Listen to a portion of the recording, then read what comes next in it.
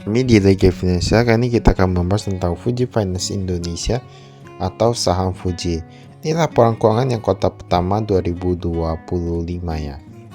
Ini kita lihat ini sudah 2025. Untuk direkturnya, ini direktur ada Anita Marta. Alamat kantor ada di Menara Sudirman lantai 7B, Jalan Jenderal Sudirman di Jakarta, Indonesia. Nah, kita lihat di sini ini laporan keuangan kali ini nilainya itu dia satuan penuh. Ini satuan penuh dan bentuknya itu dia rupiah ya.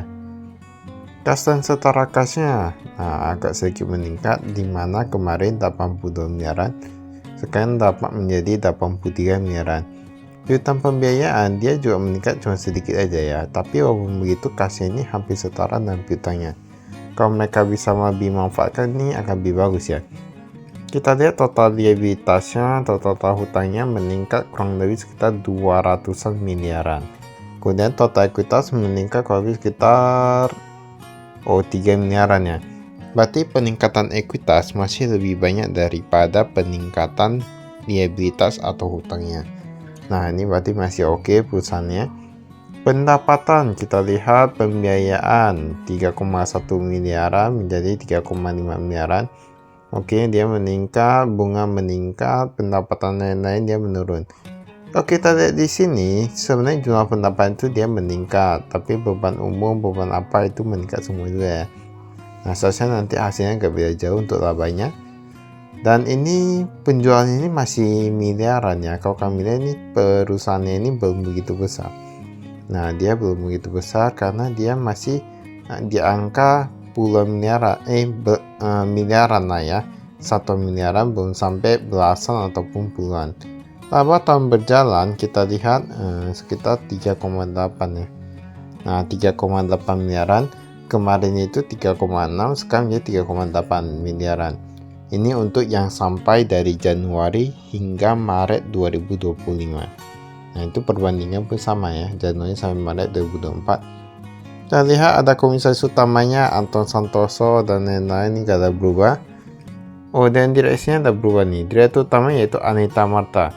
Nah, pada kemarin dia direktur, sekarang jadi direktur utama ya. Tapi tadi kita lihat halaman depan masih direktur ya. Nah, mungkin mereka masih belum update. Ini ada disebutkan Juni 2024 Stefan Alfred menjadi direktur utama, kemudian mengundurkan diri 6 Desember 2024. Padahal di sini namanya udah gak tercantum ya, tapi apa perlu ya buat kayak gitu juga ya.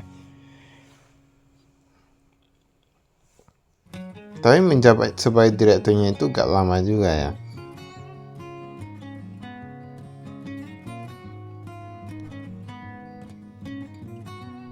Ini kita skip.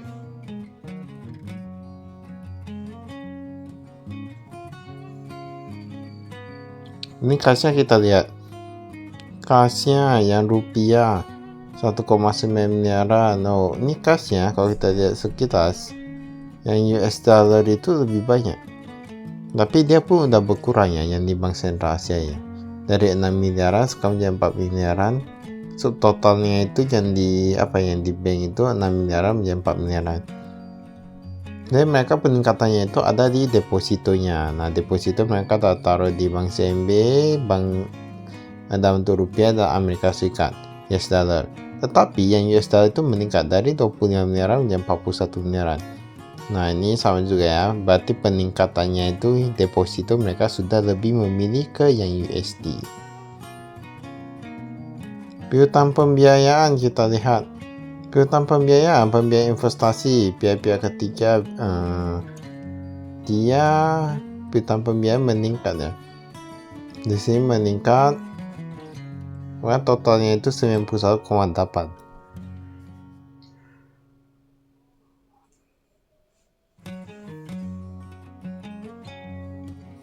Ini kita lihat cadangan kerugian penuhan nilai.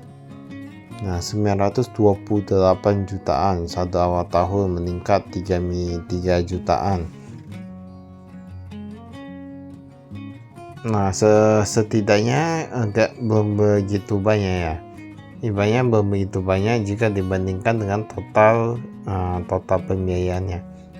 Kita lihat total pembiayaannya ke 92,8 miliaran. Tadi yang catatan penurunannya kan agak kecil ya. Tapi di sini ada yang 61 sampai 90 hari. 47 miliarannya akan jatuh tempo. Nah, masalahnya ini kan kita lihat ini kan katanya akan jatuh tempo, berarti seharusnya kan belum jatuh tempo.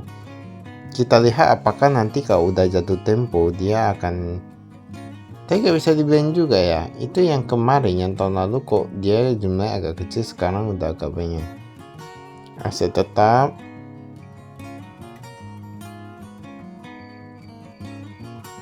tapi seharusnya cash flow-nya bagus sih. Rata-rata kami lihat perusahaan pembiayaan di Indonesia itu cash flow-nya rata-rata bagus. Yang apa ya, yang bisa nampak ya, yang udah IPO gitu ya. Nah, tapi kalau yang belum IPO gak tahu juga. Ini pemegang sahamnya kita lihat. Nah, ini ada Indo Value Capital Asset Management Ltd 55%-an, ada Avanza Puji Sosa 20%-an, Cami Capital 14,39, 10,61 masyarakat. Kita lihat apakah ada mengenai perubahan atau tidak. Nggak ada ini mengenai perubahan, tapi kok dipisah ya.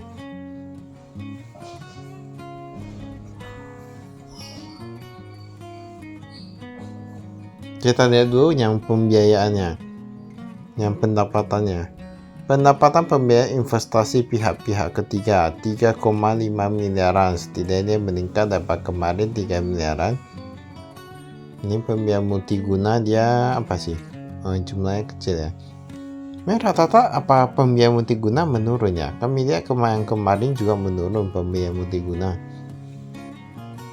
Pendapatan bunga kita lihat deposito meningkat cukup drastis dari ke atas, kami lihat 800-an jutaan. Nah, setidaknya bisa nambah labanya ya. Pendapatan lain-lain kita lihat ada keuntungan atau kerugian selisih kurs. Ya pasti keuntungan. Nah, ini kita lihat kan kemarin 2 miliaran, sekarang jadi 1 miliaran. Mengapa? Karena sekarang kan USD lagi naik daripada yang kemarin. Nah, jadi otomatis untuk, karena kalau kita lihat mata uang yang di perusahaan ini cuma USD nih kalau kita di sini. Beban umum dan administrasi, gaji dan tunjangan oke, dia berkurang.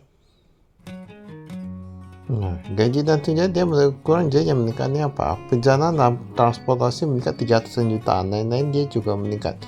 Kok bisa gitu ya? Perjalanan dan transportasi meningkat cukup banyak. Ada apa dengan itu semua?